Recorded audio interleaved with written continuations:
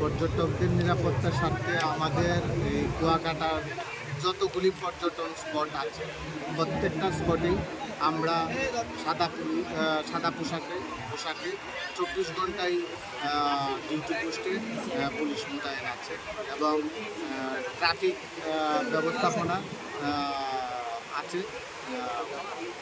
কোনো ধরনের কোনো সমস্যা এখন পর্যন্ত আমরা আমাদের কাছে আসি। Number is 8